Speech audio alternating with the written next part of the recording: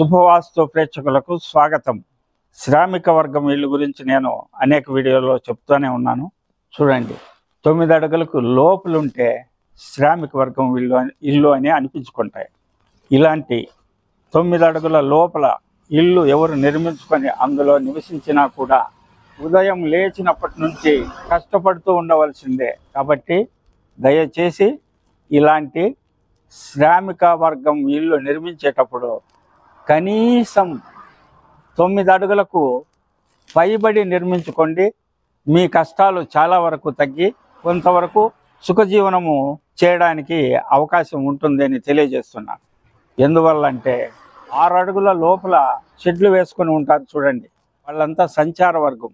ఈ రాజస్థాన్ వైపు నుంచి వచ్చిన కూలీలు, హర్యానా నుంచి వచ్చిన కూలీలు, తమిళనాడు నుంచి వచ్చిన కూలీలు షెడ్లు వేసుకొని దాంట్లో రాత్రి మగలు భార్య పిల్లలను వదిలి, సంసారాలు వదిలి రోడ్డు పనులు, ఫ్యాక్టరీ పనులు చేస్తూ ఉంటారు.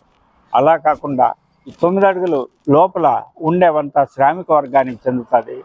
9 అడుగుల పైన 12 అడుగుల వరకు వాణిజ్య వర్గానికి చేరుతుంది.